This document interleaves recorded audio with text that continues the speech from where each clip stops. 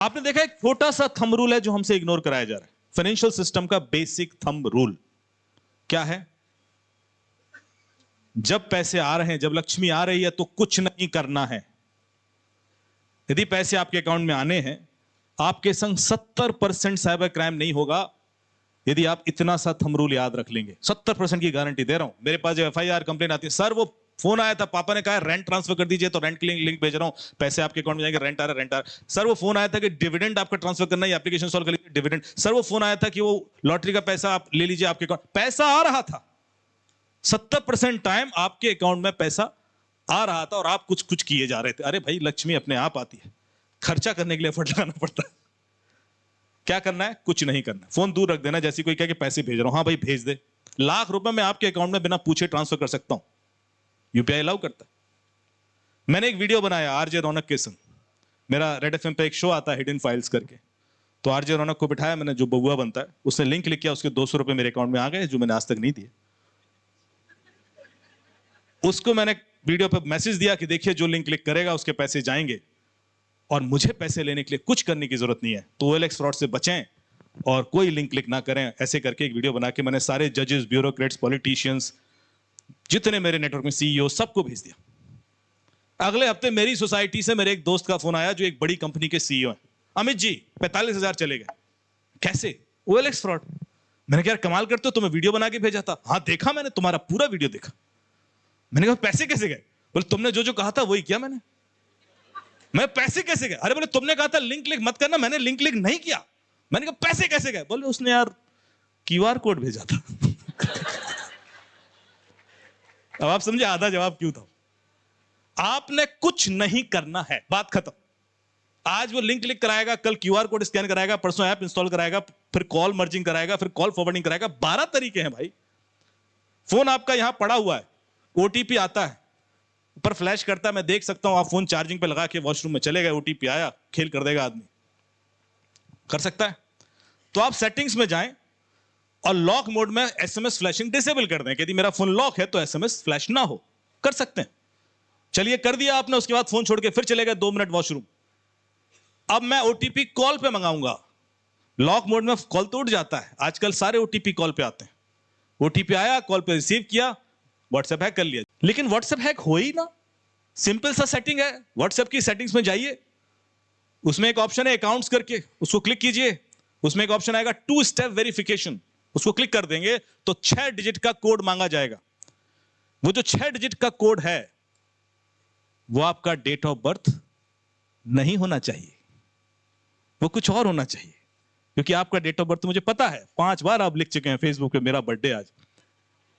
उसके लिए मुझे बहुत ज्यादा रिसर्च करने की जरूरत नहीं है, वो कोड तो मुझे ही मिल जाता है। आधे लोगों के फोन जब मैं दिखाता हूं, आपका फोन अभी हैक करता हूं, तो उनका डेट ऑफ बर्थ ही होता है पिन कोड। तो ये जो छोटी छोटी गलतियां हैं जिसकी वजह से बड़े प्रॉब्लम्स आ जाते हैं। एक व्यक्ति का 75 लाख रुपए निकल गया दिल्ली के अंदर, मिस कॉल पे। वो मिस कॉल आई उसको और 75 लाख निकल गया। मुझे एक NDTV जर्नलिस्ट का फोन आया कि साहब ऐसा हो सकता है कि अब मिस्ड कॉल पे पैसे निकल जाएं? मैंने कहा बिल्कुल हो सकता है। लेकिन बोले फिर आपका क्यों नहीं निकल रहा? मैंने कहा फिर नहीं हो सकता। तो बोला फिर आके डिफेंड कीजिए टीवी पर। तो मैं दिन भर टीवी पर डिफेंड करता रहा कि नहीं नहीं, मिस कॉल से नहीं निकल सकते, कुछ और होगा, लेट मी इन्वेस्टिगेट। और वो बंदा अपना फोन दिखा रहा है कि मुझे ना कोई SMS आया, ना OTP आया, ना अलर्ट आया, ट्रांजेक्शन ID आया, और मेरे पैसे निकल गए। इवेंचुअली ये केस दिल्ली पुलिस के पास आया, उन्होंने इन्वेस्टिगेशन स्टार्ट किया, मैं भी इंगेज हो गया। सबसे पहले हमने देखा कि इसके फोन में कोई ऐसी एप्लीकेशन होगी जो OTP पढ़ती होगी और बाहर भेज देती होगी और डिलीट कर देती होगी। ऐसा हो सकता है। तो आप सब अपने फोन में चेक कर सकते हैं। सेटिंग्स में जाएंगे, प्रिवेसी के अंदर परमिशन मैनेजर करके के ऑप्शन होगा, उसमें camera, microphone, contact list, SMS के ऑप्शन आएंगे। SMS को आप क्लिक कर देंगे तो आपको दिख जाएगा ये सारी एप्लीकेशंस हैं जो आपका हर OTP पढ़ती हैं। आमतौर पर 15-20 एप्लीकेशन मिल जाएंगे जो आपके OTP पढ़ रही हैं। उसमें से कई सारी एप्लीकेशन ये भी हो सकती हैं जो आपने ऑथेंटिक सोर्सेज से नहीं इंस्टॉल किया और वहां से वो OTP गया तो आपका पैसा निकल जाएगा। तो पहला लर्निंग यह है कि हमेशा एप्लीकेशन प्ले स्टोर या ऐप स्टोर से ही इंस्टॉल करें, ऑथेंटिक सोर्स से। दूसरा, अपने SMS की परमिशन सबको नहीं देनी। उसमें एक अब थर्ड ऑप्शन आ गया है, allowed only when in use. जब वो एप्लीकेशन का आप इस्तेमाल करेंगे तभी उसका एसएमएस रीड को एक्सेस मिले। अब तीसरा पहले नहीं था, अब आ गया है। तो लेटेस्ट फोन जिसके पास होगा उसको मिल जाएगा वो ऑप्शन, वो सिलेक्ट करें। ठीक है, मैंने देखा उनके फोन में सेटिंग्स, प्रिवेसी, परमिशन मैनेजर, तो कोई एप्लीकेशन नहीं मिली जो सारे एसएमएस पढ़ती हो, कोई भी नहीं थी, जीरो। मैंने कहा यार फिर तो मिस कॉल से ही निकले। तो डीसीपी सेंट्रल दिल्ली उस समय सचिन जी थे, उन्होंने मेरे से कहा कि यार हम ये केस 5 दिन के बाद इन्वेस्टिगेट कर रहे हैं, ऐसा भी तो हो सकता है कि कोई एप्लीकेशन रही हो और फिर डिलीट हो गई हो, अनइंस्टॉल हो गई हो, इसलिए मैं नहीं दिख रही। मैंने कहा बिल्कुल हो सकता है। तो मैं आपको अभी दिखाऊंगा कि मैं आपके पिछले 15 साल 20 साल के हर फोन, जो भी आपने फोन यूज किए हैं, कब आपने कौन सी एप्लीकेशन इंस्टॉल की, कब अनइंस्टॉल की, ये मैं देख सकता हूं आज अभी। ये डेटा कहीं नहीं जाता, आप फोन बदलते रहते हैं। आपके 20 साल की हर सेकंड की लोकेशन में देख सकता हूं यहीं। आपने अपने फोन में कब किस सेकंड क्या किया, यह भी रिकॉर्डेड होता है। एवरी एक्टिविटी इज रिकॉर्डेड, और वो भी देख सकते हैं, बड़ा सिंपल सा है। myactivity.google.com यहां पे खोलना है लैपटॉप पे और आपके फोन की एक्टिविटीज देखना शुरू हो जाएंगी 20 साल की। Is that simple. अब सोचिए यही गलत हाथ में गया, फिर आते हैं पुलिस के पास, सर मेरी बातें कोई सुन लेता है, सब मेरी बातें देख लेता है, वीडियो भी मेरे बन, क्योंकि गलती कहीं छोटी सी आपने की है। आपके फोन में एक जीमेल है, आपने फोन को तो बायोमेट्रिक एक्सेस से प्रोटेक्ट कर रखा है, पिन भी है और फेशियल रिकॉग्निशन भी है, लेकिन उसके अंदर जो जीमेल है वो आपके लैपटॉप में भी लॉग्ड इन है, घर के सिस्टम में भी लॉग्ड इन है, एक आईपैड में भी है, एक टैबलेट में भी है, एक पुराने फोन में भी है जो ड्रॉर में पड़ा है और आप भूले बैठे हैं। उसका किसी भी इसमें से डिवाइस का एक्सेस मेरे पास 10 सेकंड के लिए आ जाएगा तो मैं आपकी जिंदगी कंट्रोल कर सकता हूं लिटरली, क्योंकि आपके जीमेल से सब कुछ लिंक्ड है, इवन आपकी व्हाट्सएप चैट भी मिल सकती है मुझे यदि आपने बैकअप कर रखा होगा। That is the risk.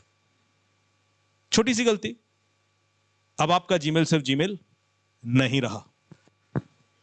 तो हमने जब देखा कि इनके पिछले 5 दिन में कोई एप्लीकेशन इंस्टॉल या अनइंस्टॉल हुई है, तो एक एप्लीकेशन इंस्टॉल हुई थी, बृहस्पतिवार को इंस्टॉल हुई थी, संडे को अनइंस्टॉल हुई थी। ये एक वीडियो एडिटिंग ऐप थी और इसको एसएमएस का एक्सेस था। तो मैंने कहा यही थी, गड़बड़ कर रही थी, इसी ने लिए होंगे ओटीपीस, पर ये किसने इंस्टॉल की? तो हमने इनकी दोनों समय की लोकेशन देखी, जब एप्लीकेशन इंस्टॉल हुई तब भाई साहब कहां थे, जब अनइंस्टॉल हुई तब भाई साहब कहां थे। मैं आपके हर सेकंड की लोकेशन दिखा सकता हूं, आप चाहो तो मेरे पीपीटी पे आप दिखा सकते हैं कैसे देखते हैं। दोनों समय भाई साहब घर में ही थे, तो घर में ही किसी ने किया है। अब घर में तो 3 ही लोग हैं, वाइफ और 2 बच्चे, तो पहला डाउट वाइफ पे गया, पर वाइफ से पूछे कौन? तो एक ट्रिक है, ट्रिक यह है कि बिना किसी से पूछे आप ये चेक कर सकते हैं कि उस व्यक्ति ने एप्लीकेशन आपके फोन में इंस्टॉल की है या नहीं की। You don't need to ask, no need. आपके फोन का जो जीमेल, उनकी वाइफ के फोन का जो जीमेल था, उनके घर के लैपटॉप में लॉग्ड इन था। मैंने सिर्फ टाइप किया myactivity.google.com और उनके फोन की पिछले 15 साल के हर सेकंड की एक्टिविटी मुझे दिखने लगी। मैंने चेक किया कि उनकी वाइफ अपने फोन में क्या कर रही थी जब हस्बैंड के फोन से पैसे निकले। तो पता पड़ा कि उस समय वो तो नेटफ्लिक्स पे कुछ देख रही थी, और जब अनइंस्टॉल हुई एप्लीकेशन उस समय तो वो बाहर थी, घर में थी ही नहीं। और हम मान के चल रहे हैं कि installation uninstallation is done by the same person, तो wife is out of the question, wife ने तो नहीं किया, तो फिर किसने किया? एक और ट्रिक है जिससे आप पता कर सकते हो, एक एप्लीकेशन आती है उसका नाम है हु टच्ड माय फोन, लिख लीजिए WTMP, who touched my phone. यदि ये एप्लीकेशन आपने अपने फोन में इंस्टॉल कर ली और फोन यहां पड़ा हुआ है और कोई सज्जन आके उसको अनलॉक करने की कोशिश करते हैं, उसकी चुपचाप सेल्फी खींच के अंदर आ जाएगी। यदि उसने अनलॉक कर लिया तब भी खींचेगी, और अनलॉक नहीं कर पाया तब भी खींचेगी, और उसके बाद फोन में वो जो कुछ भी हरकत करेगा वो सब रिकॉर्ड हो जाएगी। सिंपल सी, अब WTMP, कभी डाउट हो जाए, कोई परेशान कर रहा है, चुपचाप डाल के छोड़ के चले जाना। और सबूत ये जो मिलता है ना, ये कोर्ट एडमिसिबल एविडेंस है, इसमें लॉग बनते हैं, सिस्टम लॉग पूरे। तो वाइफ ने नहीं किया तो फिर किसने किया? तो दूसरा डाउट उनके बच्चे पे गया, जो 14 साल का था, 11 साल का था, उससे इंटरोगेशन नहीं कर सकते। तो मैंने कहा अपने घर की डिवाइसेस ले आइए, I will investigate and will find out कि किसने किया होगा, कैसे किया होगा। वो सारी डिवाइसेस ले आए। उसके बाद मैंने टैबलेट और देखा तो उसके अंदर एक एप्लीकेशन मिली जिसका नाम है डिस्कॉर्ड। कितने लोग जानते हैं डिस्कॉर्ड क्या होता है? अब जो लोग जानते हैं उनके हाथ खड़े रहने देना, गिराना नहीं बाकी लोग मुड़ के देखो जो लोग जानते हैं डिस्कॉर्ड क्या होता है। Thank you. डिस्कॉर्ड क्या है? डिस्कॉर्ड एक चैट ऐप, जैसे व्हाट्सएप, टेलीग्राम, सिग्नल, वैसी डिस्कॉर्ड। तो ऐसी कौन सी चैट है जो लोग व्हाट्सएप पे नहीं कर सकते पर डिस्कॉर्ड पे कर सकते हैं? जितने टीनेज बच्चे हैं हिंदुस्तान में या बाहर, सारे डिस्कॉर्ड पर हैं, सारे क्रिमिनल डिस्कॉर्ड पर हैं। बहुत सारे पॉलिटिशियंस भी होंगे, पर ऐसा क्या है वो डिस्कॉर्ड पर? डिस्कॉर्ड आपको एनोनिमिटी देता है। जब आप डिस्कॉर्ड पर अकाउंट क्रिएट करते हैं तो आपकी पहचान छिपी रहती है, ना तो आपका मोबाइल नंबर लिंक होता है, ना ईमेल आईडी, और उसकी वजह से लोगों को लगता है कि वो बच गए। कुछ भी स्ट्रीमिंग कंटेंट देखेंगे, पायरेटेड कंटेंट देखेंगे, चोरी के पासवर्ड वगैरह निकालेंगे। डिस्कॉर्ड पर एक मार्केट प्लेस खड़ा हो गया। टेलीग्राम पे भी है, टेलीग्राम में भी अब एनोनिमिटी मिल जाती है, बट उसकी वजह से वो एनोनिमिटी की वजह से इलीगल यूज उसका बढ़ जाता है। पर मैं यहां ये भी वार्न कर दूं कि चाहे आप एनोनिमस एप्लीकेशन इस्तेमाल कर रहे हो, चाहे आप वीपीएन इस्तेमाल कर रहे हो, पकड़ तो हम सबको लेते हैं। पिछले 6 महीने में या 1 साल में जितने केसेस मैंने सॉल्व किए हैं, क्रिमिनल डिस्कॉर्ड भी यूज कर रहा था, वीपीएन भी इस्तेमाल कर रहा था, उसके बावजूद पकड़ा गया। तो दिमाग में इल्यूजन मत रखना कि किसी भी तरीके से आप एब्सोल्यूट एनोनिमिटी अचीव कर सकते हैं। No, it's not possible. Tablet के अंदर डिस्कॉर्ड ऐप पर यह बच्चा एक लड़की से चैट करता था, उसको लगता था कि वो लड़की है। मुझे पता है वो क्रिमिनल ही था। उसने इसको एक लिंक भेजा कि लिंक अपने फादर के फोन में इंस्टॉल कर दो, तुम्हें 200 रोबक्स पॉइंट्स मिलेंगे। अब कितने लोग रोबक्स पॉइंट जानते हैं? वेरी गुड, 10-12 लोग तो जानते हैं। रोबक्स पबजी किसने खेला है? अरे वाह, सब फ्यूचरिस्टिक लोग हैं। पबजी जो है उसके अंदर आप लड़ते हो, प्लेयर अननोन बैटल ग्राउंड, लड़ाई लड़ रहे हैं। जब आप एक लेवल पे पहुंच जाते हैं तो उससे आगे जाने के लिए आपको पैसा चाहिए होता है, ताकि आप और arms, ammunitions, rocket launcher, tank वगैरह खरीद लें। उसको खरीदने के लिए जो पैसा चाहिए उसका नाम होता है बैटल पॉइंट्स। तो बच्चा माँ बाप से जिद करता है कि मुझे बैटल पॉइंट्स दिला दीजिए। माँ बाप कहते हैं भागो यहां से, तो वो चाकू मार देता है, क्रेडिट कार्ड चुरा लेता है। फिर पेपर में खबर छपती है बैटल पॉइंट के चक्कर में ये हो गया, या पबजी के चक्कर में ऐसा हो गया।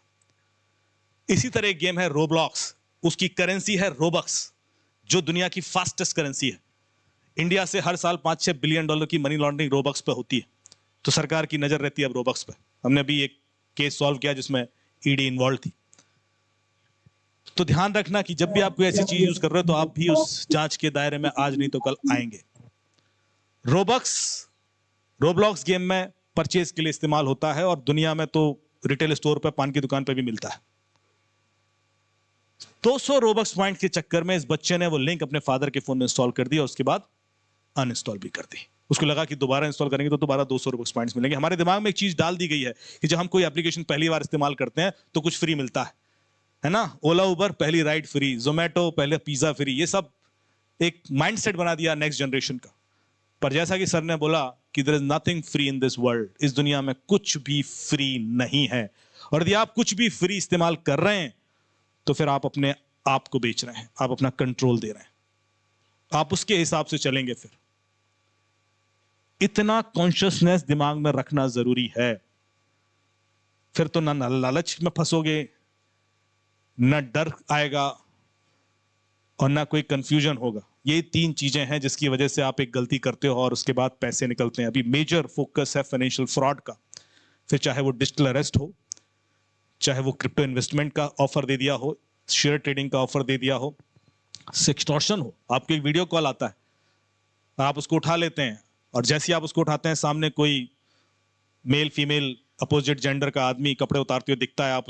आप उसको देखते हुए का 10 सेकंड का वीडियो रिकॉर्ड हो जाता है। वो 10 सेकंड का वीडियो क्रिमिनल रिपीट मोड में डाल के 2 मिनट का बना लेता है, फिर आपको भेजता है, कहता है पैसे दो नहीं तो ये यूट्यूब पर वायरल कर दूंगा। अब आप डर जाते हो, खासतौर से जो ऐसे लोग हैं जिन्होंने जिंदगी भर मेहनत करके इज्जत कमाई, 60-70 साल के होंगे, वो बेचारे इतना घबरा जाते हैं। जैसा सर ने बताया था, उनका कॉल आने लगता है कि सर ये क्या हो गया, अब बताओ, बचा लो मुझे। 108 लोग गवर्नमेंट ऑफिसर्स सिर्फ यूपी से ट्रैप थे सेक्सटॉर्शन के केस में, 108, और भी स्टेट्स में हुए। फिर हमने मेवात में रेड डाली जिसमें 750 वीडियोस मिले थे मुझे एक उसमें। ये आपको एक यूट्यूब पर न्यू से न्यूयॉर्क तक की डॉक्यूमेंट्री मिलेगी जिसमें हमने लाइव रेड रिकॉर्ड की थी लोकल एसएसपी के साथ। ये इत हद तक प्रोलिफरेट हो चुका है कि 90% टाइम तो पुलिस के पास कंप्लेन नहीं आती, लोग बताते ही नहीं है, डर जाते हैं। तो हो सकता है कि इससे भी ज्यादा लोग लुटे हों और उनके संग वो हुआ है, उन्होंने पैसे भी दे देते हैं लोग डेफिनेटली डर के। क्या करें, पैसे तो कभी नहीं देना। जहां आपने पैसे दिए फिर वो आपकी जिंदगी छोड़ेगा नहीं, वो पीछे पड़ जाएगा आपके, वो कहेगा ये तो दे सकता है। जहां आपने इग्नोर कर दिया कि पैसे नहीं देना, फिर उसका फोकस कहीं और, वो तो बिजनेस है उसका, वो आपका पर्सनल दुश्मन नहीं है कि पीछे लगा रहेगा। आपने कहा नहीं देना, तुझे वायरल करना है, कर दे। आज तक कोई भी ऐसा वीडियो वायरल नहीं हुआ, क्योंकि वो जैसे ही वायरल करेगा वो आसानी से पकड़ा जाएगा। यूट्यूब पर डालेगा, फेसबुक पर डालेगा, उसका आईपी मिलेगा, वो पकड़ा जाएगा, वो कर ही नहीं करेगा। तो आपने डरना नहीं है। एक वेबसाइट है, नोट कर लीजिए, sancharsaathi.gov.in। sancharsaathi.gov.in पर जाएंगे, वहां पर 6 सिटीजन सेंट्रिक सर्विसेज हैं जो बड़ी पावरफुल हैं। पहली, आपको यह पता करना है कि आपके आधार से लिंक कितने सिम कार्ड चल रहे हैं, तो आप वहां जाके चेक कर सकते हैं। कई बार आपका आधार आपने किसी को दिया होगा, मिसयूज हुआ, उससे सिम कार्ड इश्यू हो गया, क्राइम हो रहा है, पुलिस आपके घर पहुंच गई, आपने चेक करना है तो sancharsaathi.gov.in पर जाएं, वहां पर अपने आधार से लिंक कितने सिम कार्ड चल रहे हैं देख लीजिए। और फिर आपको जैसे 6-7 सिम कार्ड दिख गया, उसमें आप जिसको भी ब्लॉक करना चाहें वहीं से ब्लॉक कर सकते हैं। यदि आपको लगता है ये तो मैंने लिया ही नहीं था, ये तो मेरा है ही नहीं, वहीं से ब्लॉक कर दो, ब्लॉक हो जाएगा, खेल खत्म। दूसरा, आपका फोन चोरी हो जाए तो आप थाने जाते हो कि साहब फोन चोरी हो गया, सर्वेलेंस पर डाल दीजिए, ट्रैक कर लीजिए। अब आपको पुलिस स्टेशन जाने की जरूरत ही नहीं। sancharsaathi.gov.in पर जाएं, वहां एक पोर्टल है जहां चोरी के फोन ट्रैक सर्वेलेंस पे लाइव डाल सकते हो, आप खुद डाल सकते हो। और उसके बाद यदि नेटवर्क पे आया तो आपको खुद ईमेल एसएमएस आ जाएगा कि ये वाला सिम चल रहा है, इस लोकेशन पे है, पुलिस को बता दो, वो रिकवर कर लेंगे। पुलिस का फोन चला जाता है, बंदा फोन सरेंडर करता है। 22 लाख फोन पिछले साल बरामद हुए, 22 लाख, और 43 लाख कंप्लेंट आई है पिछले साल। आप देख रहे हो क्राइम किस हद तक है, ये उस पोर्टल पे दिख जाएगा आपको। तो इस वेबसाइट के बारे में लोगों को पता होना चाहिए, क्योंकि मुझे आता है सर वो आईफोन चोरी हो गया, अभी खरीदा था, कुछ तो कर दो, 2 लाख का था, 1.5 लाख। आप तुरंत जाएं उस पोर्टल पे, आप नहीं रिपोर्ट कर सकते। तीसरा, आपको कोई भी परेशान कर रहा है इंटरनेशनल नंबर से या व्हाट्सएप पर मैसेज, उसमें एक चक्षु करके एक ऑप्शन है, चक्षु, उस पर रिपोर्ट कर दें, उस बंदे का नंबर ही ब्लॉक हो जाएगा इंटरनेशनल, चाहे वो इंटरनेशनल हो चाहे कुछ, उसका व्हाट्सएप पे ब्लॉक हो जाएगा। वो पोर्टल ये पावर दे रखी है उसको।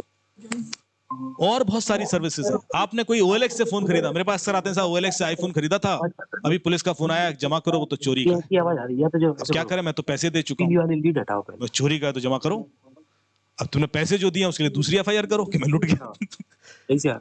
आपके संग ऐसा ना हो, उसके लिए आप कभी भी OLX पर या किसी भी ऐसी वेबसाइट से कोई सेकंड हैंड कंप्यूटर खरीदें तो उसको चेक कर सकते हैं आप sancharsaathi.gov.in पर। उसमें ऑप्शन है कि आप वेरीफाई करें कि आपका फोन चोरी का तो नहीं है।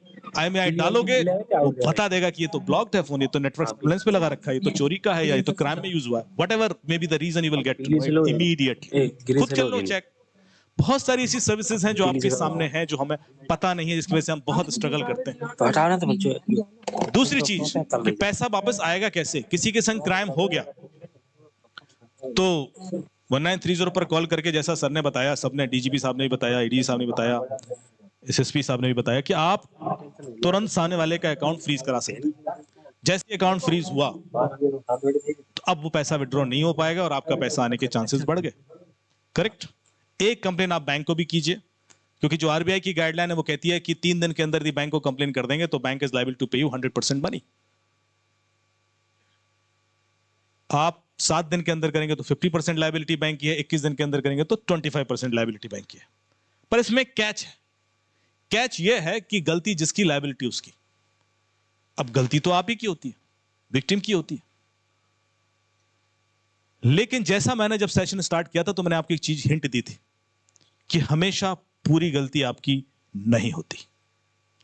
जितनी कंप्लेन मेरे पास आज तक आई कि साहब गलती से OTP निकल गया, कभी किसी कंप्लेन में ये नहीं लिखा था कि मेरा पासवर्ड मैंने दे दिया। क्रिमिनल कभी आपका पासवर्ड मांगता है क्या? एनीबॉडी किसी से मांगा? नहीं मांगा। वो पासवर्ड मांगेगा तो 5 मिनट लगेगा समझाने में। अमित @123, अरे A कैपिटल है कि AM कैपिटल है, ये @ है कि 8 है, क्या है?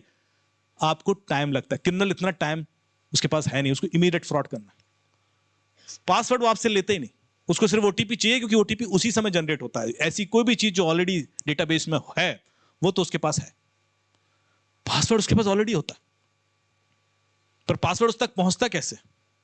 तो यदि आप चेक करना चाहें कि आपके पासवर्ड कहां कहां पड़े हुए हैं तो एक वेबसाइट है haveibeenpwned.com, HAVEIBEENPWNED.com। उस पर जाएं, आपके मोबाइल का जो ईमेल आईडी है वो उस पर डाल दें, वो आपको बता देगा कि आपके bank record, password, date of birth, location, address, घर का पता, सब कुछ कहां कहां पड़ा हुआ है। 20-25 जगह मिल जाएंगे आपको। अब आप कहोगे तो करें क्या? करना कुछ नहीं है। अब आपको पता पड़ गया कि ये आउट है तो आपके संग फ्रॉड नहीं होगा। यदि आपको पता है कि आपका डेटा बाहर है तो आप सेफ हैं। आपको नहीं पता है तो आप अनसेफ हैं, क्योंकि आपकी वो कॉन्शियसनेस बिल्ड ही नहीं हुई। आपको पता है कि डोमिनोज का डेटा बाहर पड़ा हुआ है, उसमें दिख जाएगा कि आपने आज तक जितने डोमिनोज पिज्जा खाए, कब किस तारीख को कौन सा वाला कितना बिल था, सब डेटा मिल जाता है। अब आपको कॉल आता है कि अरे आपने 22 तारीख को पिज्जा खाया था। हाँ हाँ, ये वाला था, इसमें 864 रुपए बिल आया था। हाँ जी। ये कोल्ड ड्रिंक भी मंगाई थी आपने, एक एक्स्ट्रा चीज और ये भी था, और गार्लिक ब्रेड। हाँ सब यही था। अरे सर आपकी तो लॉटरी लगी सर, मॉरिशस की ट्रिप। अभी ये लिंक क्लिक कीजिए, अभी आपका टिकट और बोर्डिंग पास में भिजवा देता हूँ। अब आपको लग रहा है कि यार इतना डिटेल में कि कौन सा गार्लिक ब्रेड भी थी और कौन सा क्या था, ये किसको पता होगा? ये तो डोमिनोज को ही पता होगा। पर यदि आपको पता है कि नहीं, ये तो पूरी दुनिया को पता है भाई, तो आप सेफ है ना। फिर आप मजाक उड़ा दोगे उसका, बात कुछ और करो यार, ये क्या बात करो, क्योंकि आपको पता है। आपको पता है कि आपकी लोकेशन सबको पता है। अब आपको कोई कॉल करके बोले कि अरे आप उस दिन दीनदयाल सभागार में बैठ के कर रहे थे, तो अगर ठीक है यार, पूरी दुनिया को पता है। यदि आपको पता है कि दुनिया माया है तो आप सेफ हैं। फिर काम, क्रोध, लोभ, मोह, भयंकर कुछ नहीं परेशान करेगा। आपको नहीं पता है तो हर दिन जकड़ में, दुख में रहोगे। प्रॉब्लम है सिर्फ नहीं पता होने से पता होने की। यदि आपको पता है तो खेल सॉल्व। उसके बाद कोई आपको किसी भी तरीके से नहीं लूट सकता, क्योंकि आदमी इतना भी लालची नहीं होता है। लेकिन चूंकि उसको नहीं पता होता है, इसलिए वो भरोसा कर लेता है। भरोसा कर लेता है तो गलती हो जाती।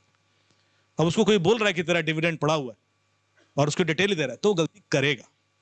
वो लालच में नहीं कर रहा, वो उम्मीद कर रहा है कि यार शायद कुछ एक्स्ट्रा होगा यार, तो ले ही लेता। इसी तरह से हर चीज, नॉट बिकॉज प्योर लालच कि मैं पैसा डबल या ट्रिपल करना चाह रहा था। अक्सर लालच होता है, लेकिन कई बार सिर्फ हल्की सी एक ऑफरिंग होती है और जिसकी वजह से कैशबैक। मैंने आपको कॉल किया, आपने फोन लिया सेमसंग का, अरे आपका सर 7,000 रुपए का कैशबैक है, क्लेम क्यों नहीं कर रहे आप? अच्छा हाँ, ये लिंक है, क्लिक कर लीजिए। उसको पता है कि आपने फोन खरीदा है, उसको पता है उस फोन की कीमत क्या थी, उसको पता है कितना कैशबैक हो सकता है, ये सारे डिटेल उस तक पहुंच चुके हैं, तभी वो कॉल करके आपको भरोसा जीत रहा है। तो इतनी सी चीज यदि हम पकड़ के बैठ गए तो मेरा दावा है, और ये सिर्फ आपको नहीं पकड़नी है, आपको अपने घर में, अपनी फैमिली में, अपने पेरेंट्स को, अपने दादा दादी को, सबको बतानी है। एक बार हर व्यक्ति को ट्रिक पता पड़ गई तो जादू खत्म हो जाएगा, फिर साइबर क्राइम नहीं हो सकता। 2 ट्रिक बताऊंगा ओटीपी चुराने की। एक जो बहुत कॉमन आजकल चल रही है, कॉल मर्जिंग टेक्निक। मान लीजिए उत्सव जी मेरे मित्र हैं, उत्सव जी को एक कॉल आता है कि उत्सव जी, मुझे अमित जी ने आपका नंबर दिया है और 25 तारीख को दिल्ली में एक इवेंट है, we would like to invite you. ये बातचीत शुरू कर देंगे क्योंकि एक क्रेडिबल नाम लिया गया है। 20 सेकंड के बाद बोलेगा, उत्सव Amit is also calling you, can you merge this call? क्या आप दोनों कॉल मर्ज कर देंगे तो हम तीनों आपस में बात कर लें, क्योंकि इवेंट 5 दिन के बाद है, टाइम है नहीं, और उनको भी हमने बुलाया है। आप दोनों के बीच में एक फायर साइड चैट हो जाएगी। उत्सव ऑलरेडी कॉल पर है, उनको एक और कॉल आ रहा है, वो कहेंगे यार ये अमित का नंबर तो नहीं है। अरे उनका वीआईपी नंबर है, मर्ज कीजिए ना, अभी बात क्लोज करते हैं, अभी अभी करते हैं। थोड़ा सा प्रेशर बनाया जाएगा, ये कॉल मर्ज कर देंगे और इनके अकाउंट से पैसे निकल जाएंगे। इन्होंने कोई ओटीपी दिया, कोई लिंक क्लिक किया, कोई ऐप इंस्टॉल की, कोई क्यूआर कोड स्कैन किया, तो पैसे क्यों निकले? क्योंकि आजकल सारे ओटीपी कॉल पे भी आते हैं। उस सब को जो दूसरा कॉल आया वो इनके ओटीपी का कॉल था, मेरा कॉल तो नहीं था। इन्होंने जैसे ही कॉल मर्ज किया, क्रिमिनल ने वो ओटीपी सुन लिया, he was ready to apply, बिल्कुल तैयार था, उसने अप्लाई किया और बूम, पैसे निकल गए। By the time he realizes कि यार ये तो ओटीपी का कॉल था। अब इसके पास कोई ऑप्शन नहीं है कॉल करके किसी को रोक दे कि अरे यार वो ओटीपी रोको रोको, कुछ नहीं कर सकते। कॉल फॉरवर्डिंग टेक्निक, वो आपको कॉल करेगा कि यार ये केवाईसी आपका ड्यू है, ये एक कोड है, इसको डायल कर दीजिए तो आपका केवाईसी डन हो जाएगा। *62* मोबाइल नंबर है, एक कोड होगा, आपने डायल किया, आपके कॉल क्रिमिनल को फॉरवर्ड होने लगेंगे। कॉल फॉरवर्डिंग का मतलब है कि ओटीपी फॉरवर्ड होने लगेंगे। ओटीपी तो कॉल पे भी आ रहा है। फिर वो आपका व्हाट्सएप हैक करेगा, फिर आपका bank account hack, Bhim app install करेगा, उससे लिंक, नंबर से लिंक, जितने अकाउंट दिखने लेंगे, और उसके बाद एक एक करके बैंक अकाउंट में भी घुस सकता है। ई सिम के बारे में किस किस को पता है? अब जिनको नहीं पता है वो ई सिम के भी शिकार हो सकते हैं। ई सिम एक क्यूआर कोड है, जो आपका फिजिकल सिम है, जो आप फोन के अंदर डालते हो, वो दरअसल एक क्यूआर कोड में कन्वर्ट हो सकता है। उसको आप स्कैन करोगे तो आपके फोन में आ जाएगा। आईफोन में एक ही सिम स्लॉट होता है, तो उसमें 2 सिम रख सकते हो आप। एक क्यूआर कोड से स्कैन करके रख लिया ई सिम, और एक फिजिकल सिम डाल दिया। अब ई सिम के बारे में चूंकि आपको नहीं पता है, क्रिमिनल आपको कॉल करता है और आपका ई सिम जनरेट करवा लेता है, और वो ई सिम उसके पास पहुंच जाता है और आपका सिम बंद हो जाता है। आपका सिम बंद, सिम उसके पास, आपकी पूरी कुंडली उसके पास, सारे बैंक अकाउंट, क्योंकि फॉरगेट पासवर्ड करके ओटीपी तो उसी पे आने। उसके बाद आते हैं screen sharing apps, quick support, AnyDesk, team viewer. कभी आपको कॉल करेगा, अरे सर वो आपको हेल्प करना है, वो आपका बिजली का बिल कुछ भी कारण बता के, और एक एप्लीकेशन इंस्टॉल करा देगा जिसका नाम है quick support, AnyDesk, team viewer. कोई भी आपने एप्लीकेशन इंस्टॉल कर ली, आपका स्क्रीन शेयर हो जाएगा, उसको देखने लगेगा, जो ओटीपी आएंगे वो देख सकता है, पैसे निकल जाएंगे। तो ऐसे बहुत सारे तरीके हैं जो लगातार चेंज भी हो रहे हैं, पर जो कॉमन चीज है कि किसी के कहने पर आप नहीं करेंगे, चेक करेंगे, वेरीफाई करेंगे तो आप बचे रहेंगे। With this I will stop here. Thank you so much. जय हिंद। सबका बहुत बहुत धन्यवाद।